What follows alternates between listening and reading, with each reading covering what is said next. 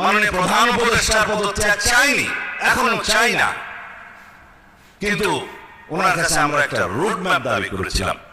এখন বিভিন্নভাবে আমরা শুনতে পাচ্ছি বিভিন্ন রকমের চক্রান্তের মধ্য দিয়ে এই সরকারকে বিভিন্নভাবে ভুল বোঝানো হচ্ছে যে আপনার সরকারকে কাজ করতে দেওয়া হচ্ছে না। সঠিক নয়।